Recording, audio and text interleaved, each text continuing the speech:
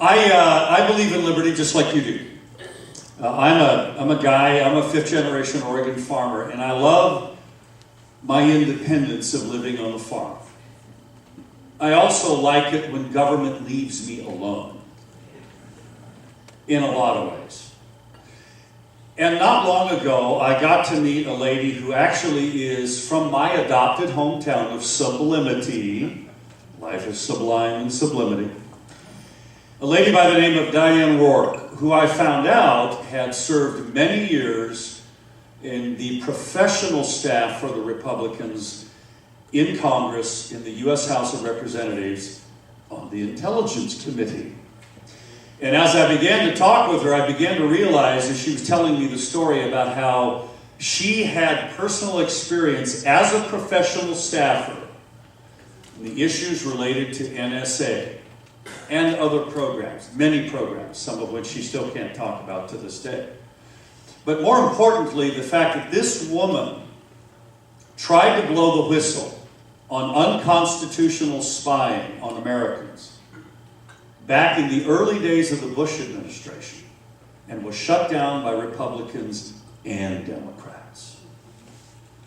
She retired. She came back to state in Oregon, close to Sublimity, only to have the FBI show up at her house about 4 years later, after her retirement, basically accusing her of being a whistleblower illegally under the Espionage Act, invaded her home, took her computers and records and lots of other things, of which they have still, not only have they not charged her with any crime, because she's not guilty of any, but they also have not returned all of her personal items. For that, she has been very brave to go out there. You may have seen the article on her in the Willamette Week magazine. She's been out speaking, partially at my request, because she has a story that needs to be told, folks. When Greg said, put your phone put it away somewhere, he's serious. Because your phone can be activated at any time by our government without your knowledge and without a warrant. It can be used to spy on. It's wrong, it's immoral, it's unconstitutional. And this woman has taken enormous strides to stand up and tell this story. And we need to give her our attention. So would you please welcome Diane Rourke.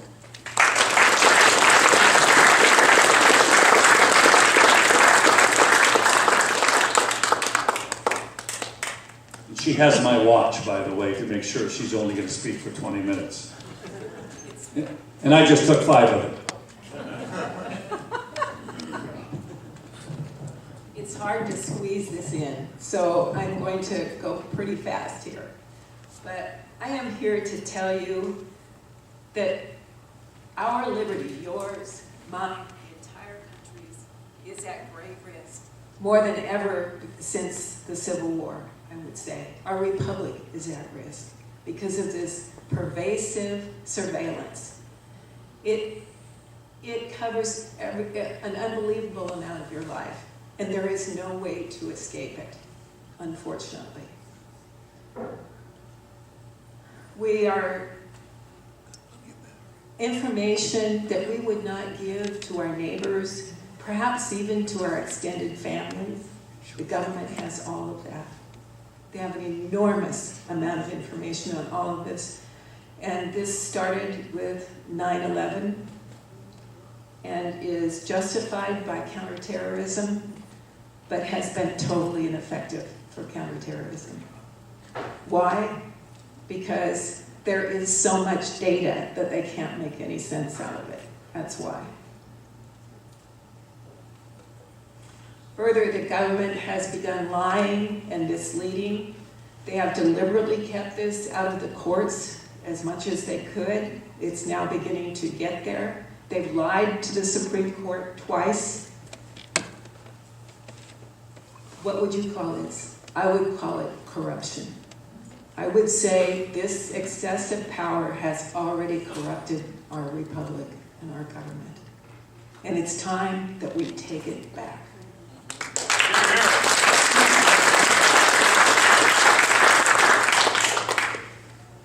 So I'll just fill you in a little bit. Jeff gave you a lot on me. My education, I went to the Catholic University for a BA and an MA in international relations. Subsequently, I went to the University of Florida for most of the PhD work. And then I was employed by the federal government. Unfortunately, in international relations, there aren't a lot of other choices. And I was first at the Energy Department, the international section of the Energy Department, where I warned that the Europeans should not sign up for Soviet gas and looked at alternatives. Then I went to the Defense Department, to the Pentagon. Subsequently, I went to the White House National Security Council staff, where I was in the intelligence section and worked primarily on counterintelligence and also on Soviet violations of the arms control treaties. After that, I went to the House Intelligence Committee, where I stayed for 17 years. In the last 5 of those years, I had the NSA account, which means that I supervised, I was, myself and the Democratic staffer on this were the primary people on the House side to make sure that NSA was doing things legally, that it was doing things effectively in a financially good manner, that they were not skipping things, they were not leaving us at risk, and I would make recommendations for changes to their budget every year. So that's basically my background. What happened was that only a couple of months before I retired in 2002, I found out about this secret program that I was not supposed to know about. And I got a number of sources eventually told me about it. And let me tell you, no matter what they say today, I was told it was not just metadata, it was content. It was dragnet content domestically. Furthermore, they had just then started, by July of 2002, they had started collecting other information, non-communications information on Americans and databasing it. So I'm just going to go down a very quick list of some of the things, this is not exhaustive, but some of the things of yours that they are collecting.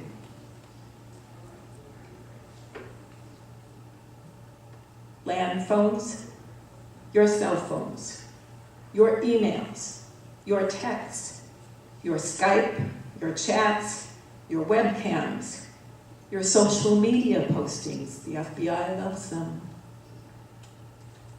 Postal mail, a huge program on the postal mails.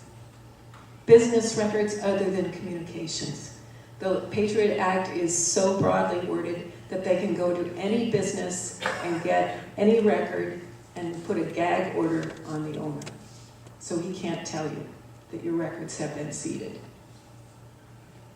Government records have been amassed, which was forbidden under the Privacy Act, but apparently there is a national security exception to that now.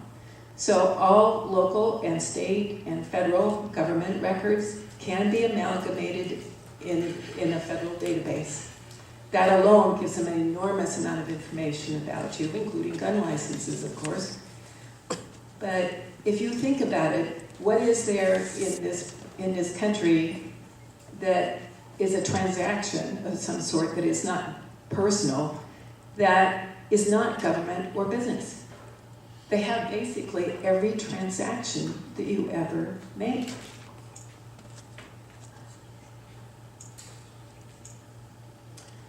Remote activation, Jeff covered that. So if they become interested enough in you to make you a target, they can remotely activate your cell phone and turn it into a microphone so they can listen to what your meeting is about. They can locate your cell phone, and sometimes they do this as for everything in one cell phone area to try and narrow it down to who they're looking for, so they're collecting en masse at a tower. And another one that just came out just recently is facial recognition. Both the NSA and FBI are big into facial recognition now. They're collecting photos everywhere. the FBI hopes to have 52 million photos by the end of 2015. NSA is collecting them massively also through electronic communications. And that means emails, text, social media, video conference, driver's licenses, passports, visas, private webcam, videos including a large amount of sexual pornography. There is no subject and no means too intrusive for them.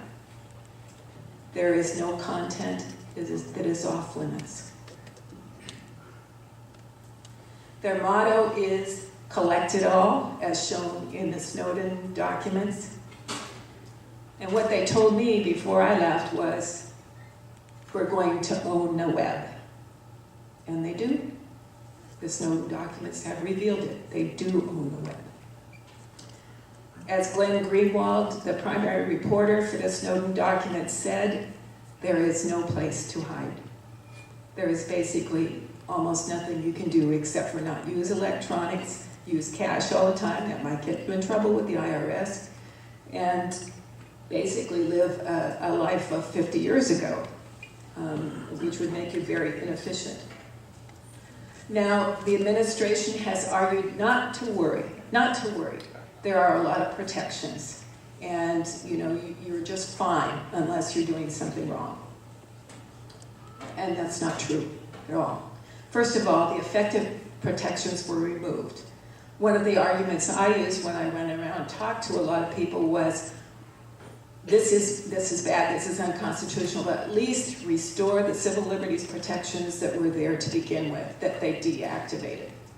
And I knew the technology because I had persuaded Congress to pay for it, but it was supposed to be directed against foreign intelligence.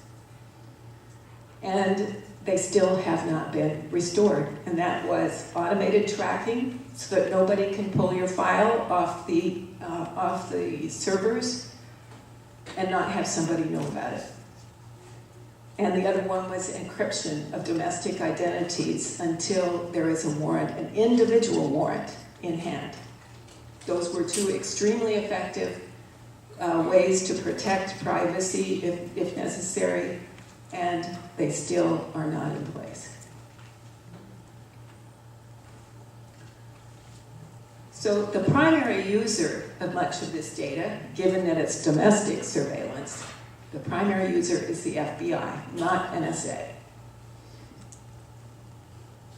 And what we don't know, nobody ever focuses on, is that copies of these databases, of the NSA databases, go to both the FBI and the CIA. Has anybody, to your knowledge, ever asked about controls and accesses to those databases?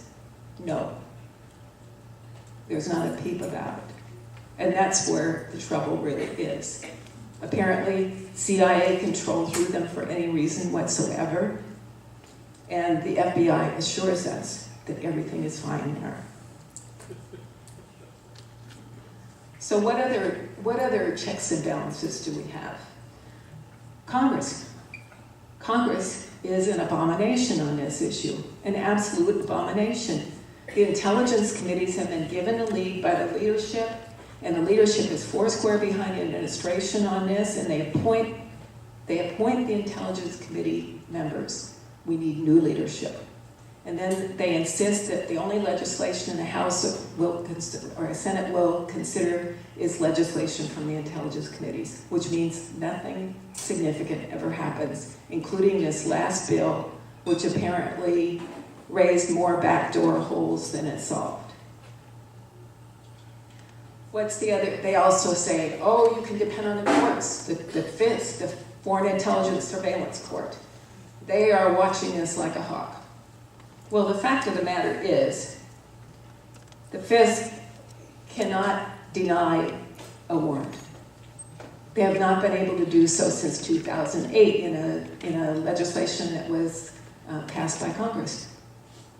So they cannot deny a warrant. They also give group warrants, not individual warrants, which means, for instance, let's take hypothetically a whole area code. If NSA wants to search an entire area code, they can do that. If the FIS approves of it, and they basically approve of it. They also, and most people don't know this, have jurisdiction over only a very small part of the collection that is being done. Why is that? Most of the collection is not done under the Foreign Intelligence Surveillance Act or the Patriot Act, and it is done under executive order, under presidential wartime powers. So this order is called EO 12333, and they are taking a provision that used to appear innocuous and reinterpreting it as they have reinterpreted everything else to allow them to do basically anything they want.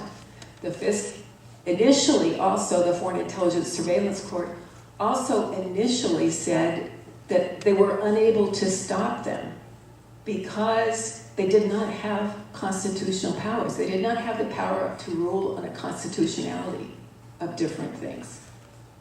Colleen Kolar-Kotelly was the head judge on that court, and she approved this and didn't tell the other judges for quite a number of years. I asked to see her, to tell her that there were privacy protections that could be put on it and that she should insist upon doing, and she refused to see me. So did Judge Rehnquist of the Supreme Court. So that's the judicial branch. There's no hope there either. Well, there is potentially, but it's going to be years down the road because the Supreme Court has said that they want it to go through all the lower court and appeals courts. And they're only looking at one small part of the program at a time. And this is a massive, massive program. These tactics, I hate to tell you, also trickle down to local law enforcement who deal with the FBI and who start doing some of the same things they have done, such as sneak and peek searches, which I was subjected to and which they have never admitted. These are supposedly illegal under the law. You have to be notified within 7 days normally, or unless you get an extension. They're apparently happening everywhere across the United States by local law enforcement as well as the FBI. And finally, the NSA data is now being used for criminal investigations, not just for counterterrorism, which was the original purpose. The original purpose of counterterrorism was widened to include other foreign intelligence targets as well. But what is not acknowledged, but was well documented in a Reuters article, is that they started giving tips to local law enforcement. And as usual, it starts with drug enforcement. So especially international drug couriers and so on. So this is another corruption because the courts themselves have become corrupted because they create a fake evidentiary trail, not admitting that they found this under the NSA surveillance program, because if they did, the judge would be able to rule on the constitutionality of it. So everything, in my view, is becoming corrupted. Another thing, is it effective against terrorism? Some people are willing to say the end justifies the means. That if it's cutting these terrorists down, that's fine. We'll take it. But it has been known since July of 2009 that it has been completely ineffective against domestic terrorism. That was the date on which the unclassified summary of a study by the 5 inspectors general of the intelligence community that was requested by Congress, but I apparently didn't read it. That was when it said specifically, we went and asked all the all-source analysts if any of this material had been critical to any counterterrorism case since it began in October of 2001. And they said no.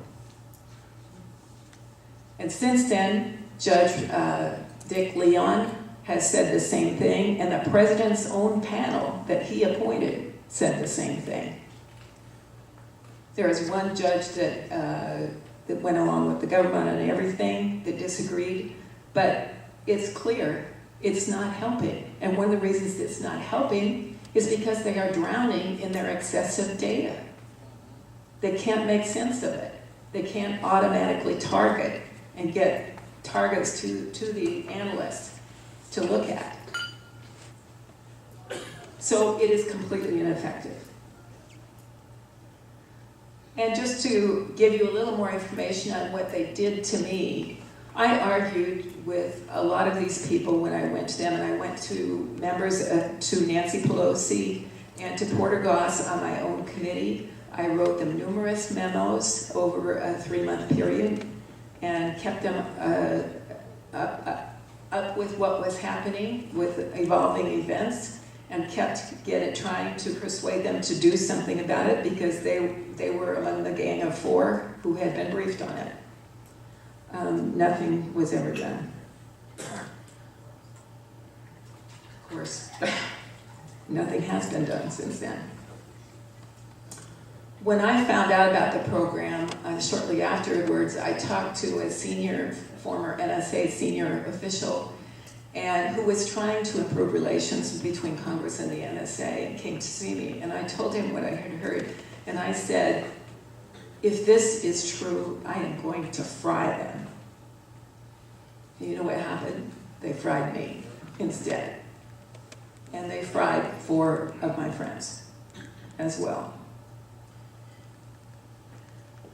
What happened was, when I had talked to everybody, and I talked to a lot of people in the executive branch, David Addington, Cheney's lawyer who basically ran the program, refused to meet with me. But I talked to other people. I talked to General Hayden, who was heading the NSA at that time, twice about it. I talked to the Deputy Director of National Intelligence for Collection.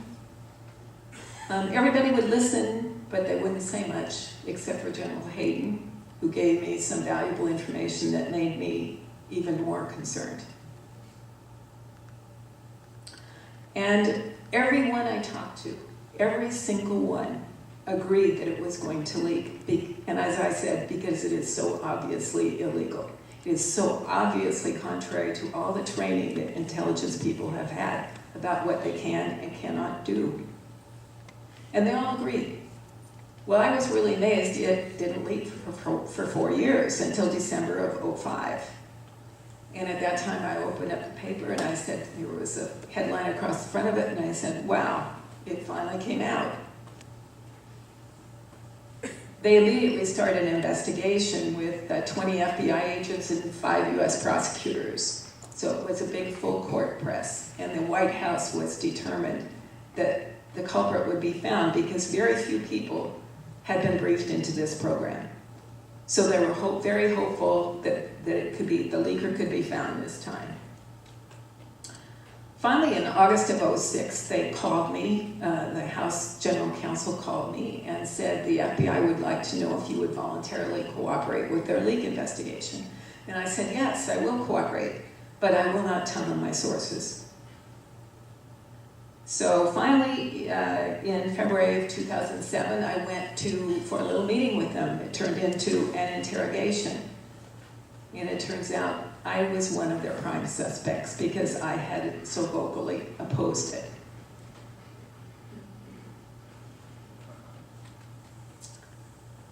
I thought at the end of our 3-hour talk that they were mollified. They were actually friendly at the end. And so we thought it was all over. My lawyer put it in her dead letter case. And then in late July of 2007, they raided me at 6 o'clock in the morning. They went through my entire house, every drawer, every closet, every mattress, everything, every book, and hauled away cartons and cartons of stuff, and my computer and my printer, everything they could find.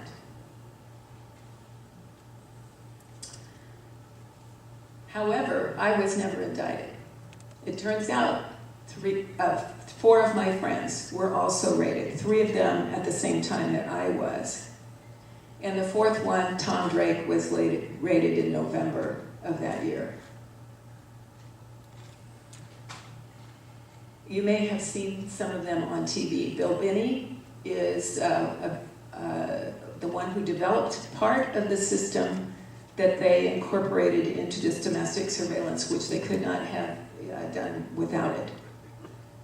And so he has been talking a considerable amount, despite the fact that he has 4 amputations of his legs. And he is going around, making the rounds, going to Europe, doing everything he can to oppose this. So too is his sidekick, Kirk Wiebe. He's another one. And then Ed Loomis, who helped develop the system, a larger system of which they used only one part.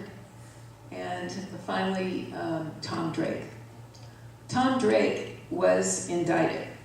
They were going to, my attorney was told that they were going to indict Tom and me, or one of us. And they were trying to get a conspiracy charge against all of us, but they finally dropped that. Anyway, in the end, they raided me. They refused to tell me the status of my case. In Tom's case, what happened was they dropped all 10 felony charges for 35 years in prison under the Espionage Act. The reason they used that is not because it was meant to be used against leakers or whistleblowers. It's because it has the most draconian sentences. So they used that, and 4 days before the trial, the public trial, they had already gone through hearings dealing with classified information. 4 days before the public trial, they dropped all charges. Why? Because they had set him up. It was fraudulent.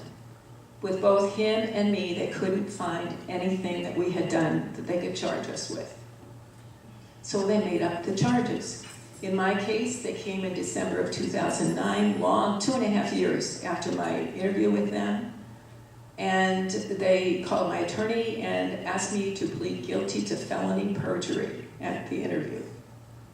And they read a quote to her. She called me and read it to me. And I said, well, I remember that.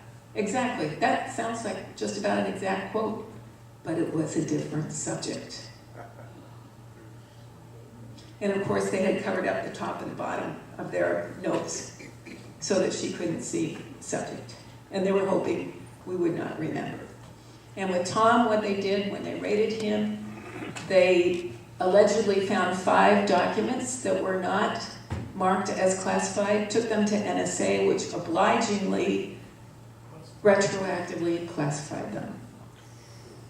And then those were the main 5 charges against him, and then they built on those and said that he had obstructed justice by trying to delete some things from his computer, normal deletions. Anyway, that is the story. Tom is now very, very active also on the speaking circuit. So Tom Drake and Bill Binney, when you see them. There was also a Frontline piece on May 13th, which is still available online, that is 2 hours, but basically gives you the whole storyline, puts it in context for people who can't follow it themselves. So what is my message to you from my story? My message to you is that there is no one who is untouchable. I thought I was protected by legislative privilege, by separation of powers. I thought they would never dare to try and string up a congressional staffer who had been in charge of their budget and oversight. Well, it didn't bother them at all. It didn't bother them at all. All of us are vulnerable, especially those who are leading opinion leaders and dissidents on policy of any kind. You may have seen that DHS, the Department of Homeland Security, regards anti-abortionists as potential terrorists, former military as potential terrorists, gun owners as potential terrorists. That covers the whole room.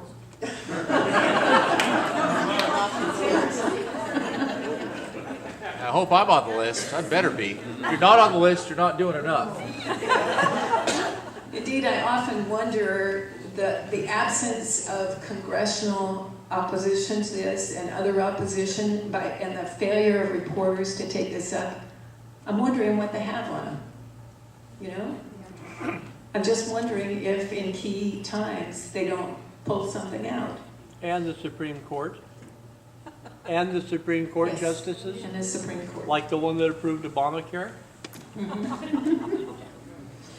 But I want you to know when you click that I agree button online, you're giving away your privacy.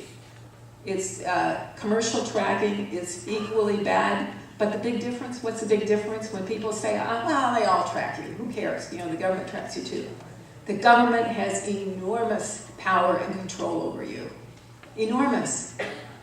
They can string you up for something if they look far enough. There are so many regulations. They can stick the IRS on you, Jeff knows.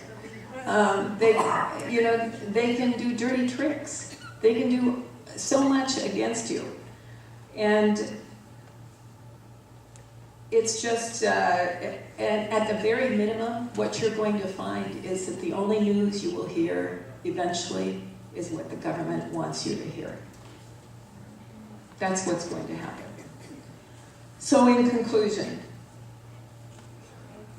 I contend that government and business spying both is rampant and is totally out of control. And we need to focus on this at both the state and national levels. Terrorism is never going to conquer the United States. We have to get this in perspective. It will never bring us to our knees. But this will bring us to our knees. It will destroy our republic. It will destroy our liberty.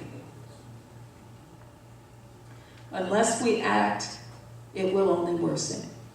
Because data mining and data collection is going to become ever more effective. They will not willingly give it up, as you have seen. In fact, there was a court case in which another gentleman was sent to jail for resisting NSA, partly. They tried to find something on him, and they might have framed him, too. But anyway, it was the head of Quest Communications. And he did go to jail. He is now out, and he's writing a book.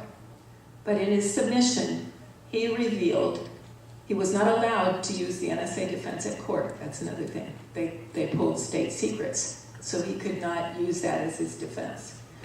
But he was approached 6 months before 9/11 to give NSA access to his telecommunications fiber optic lines.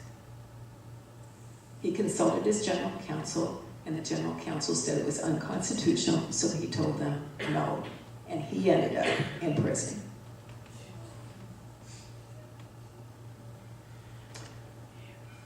This is a grassroots, bipartisan issue. There is no politician you can trust with this kind of power, not Republican or Democrat, as has been well shown.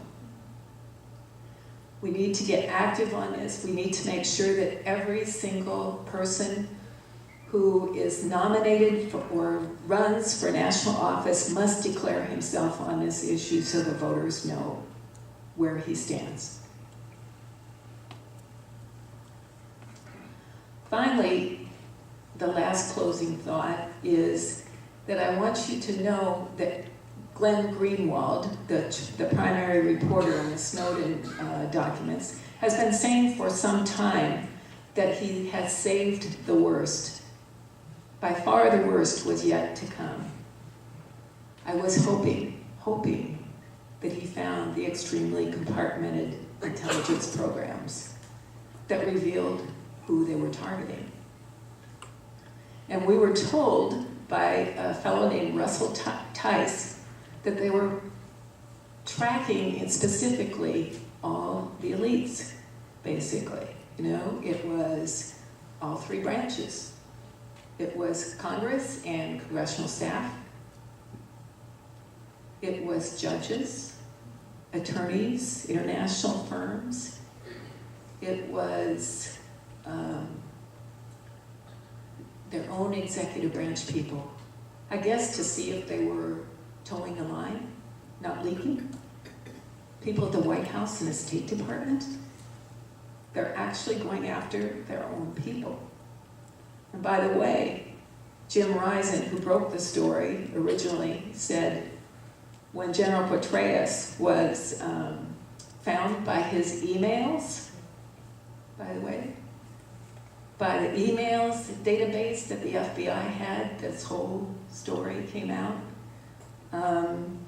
When General Petraeus was kicked out of the CIA, as head of CIA because of the affair he was having, Jim Risen said to me, the surveillance state has started eating its own. This is an example of what can happen. And so for over 12 years now, this program has become embedded in concrete practically. It is going to be an enormous fight to get this out of here. But in the meantime, they have electronic files. They've lied and said they don't have files. It's automatically filed in the database under your telephone number, your computer IP address, your email address. It's all filed automatically when it comes in. For 12 years, they've been collecting files on you.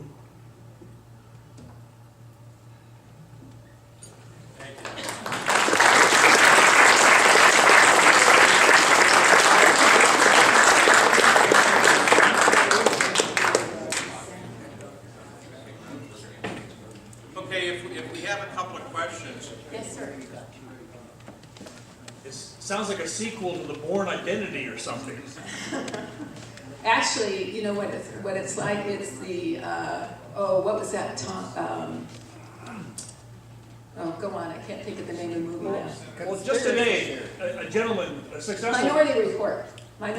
Yeah. That's what it sounds like. On the radio today, on Lars Larson's show, a successful businessman called up to report that his 6 banking accounts had all been shut down because one of them was an account he had money in for his gun collecting activity and stuff. The others were his multiple business accounts, his child college fund accounts and whatnot.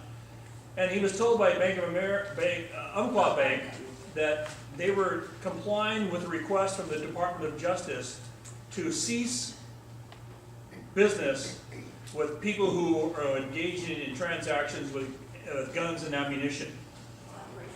And so when you brought that up here, I'm listening to you tonight and thinking, well, how would the banks know whose accounts to look at if the NSA surveillance weren't telling them?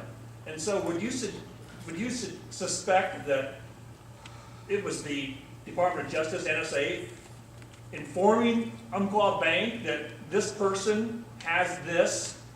Will you help us or shut them down? I don't know that it would be, this was federal government policy, you heard? Yeah, they're doing it. It's a volunteer thing. They're asking them, all the major banks, voluntary, to yeah. voluntarily cease business with account holders who are involved in guns and ammunition transactions. As I said, some of this is incredibly intrusive.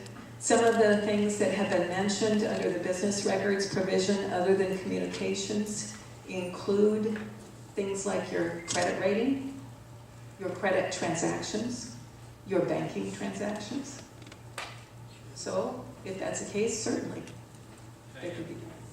Is there anybody out on the political landscape, as far as senators, House reps, that you can think of that are good people that are willing to really fight this thing? Rand Paul has a big initiative now, what he calls the Fourth Amendment protection law. He is one. There have been a number, Ron Wyden, as you know, has been a leader in this. Mark Udall has often teamed up with him. There's another person. Wyden's a phony. Buchel went through some of Ron Wyden's stuff and exposed it as being phony. Really? Yeah. Bugle. Bugle. Oh, Bugle. Oh, okay. Yeah, Oh, they actually printed the story in the Oregonian, actually. They printed Yeah. his op-ed on that. yeah. And our very own Marion County representative has usually followed Wyden's lead. However, this time he voted for the U.S. Freedom Act, which was a complete charade. And I wrote him a nasty gram. Okay. Is Snowden a bad guy, like they have portrayed him as being? No, he's not. There have been so many, defamations. Is Snowden a bad guy like they have portrayed him? There have been so many attacks on his character that just are not true. I mean, can't claim that I know Snowden, of course, but I have seen a lot of interviews of him, and I think he is very impressive. I think he sacrificed himself for this country, and I have to say, he had more courage than I did.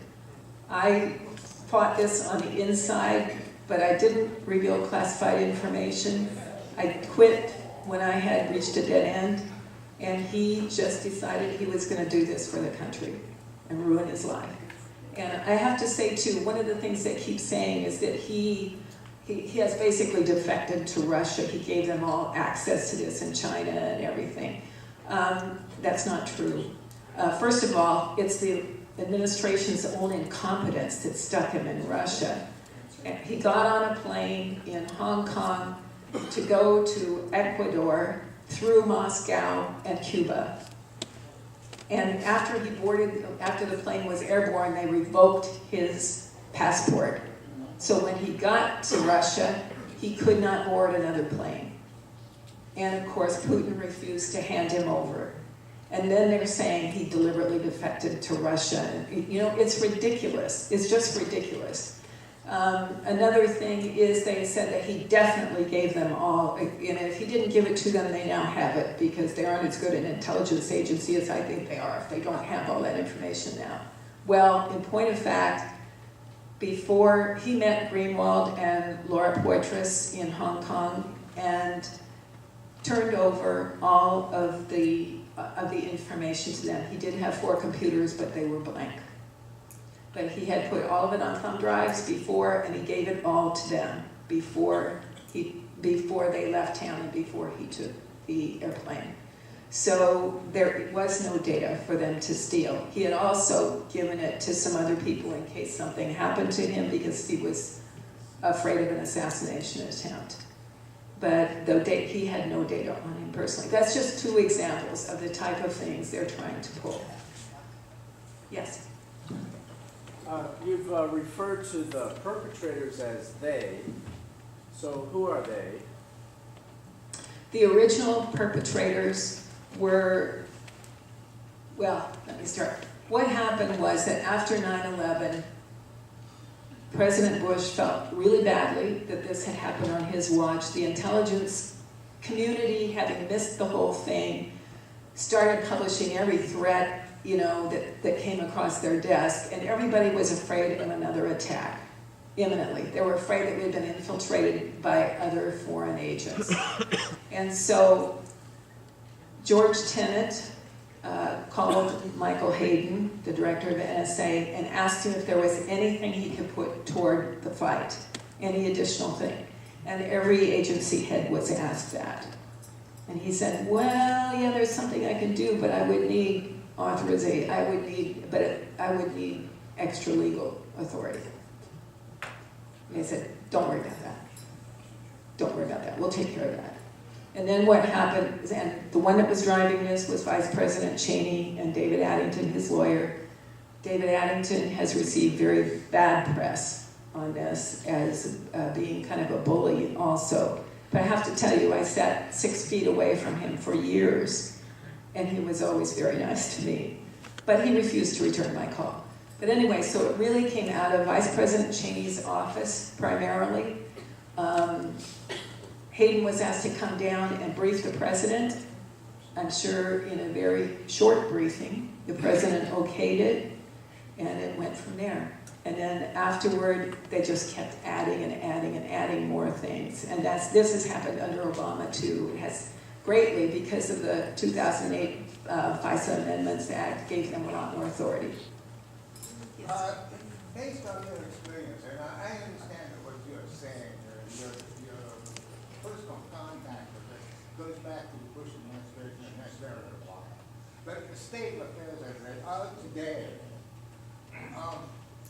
would you presume to share with us your opinion as to whether or not what we have today is a homegrown program that is maybe getting away a little bit, or if it is a result of our administration has some questionable contacts, where it has been infiltrated by foreign influence?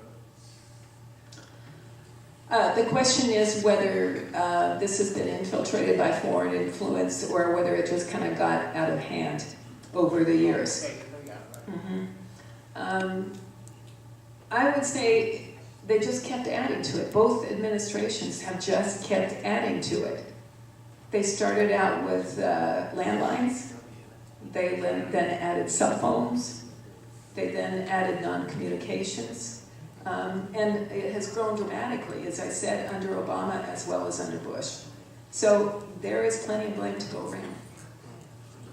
Thank you. Thank you.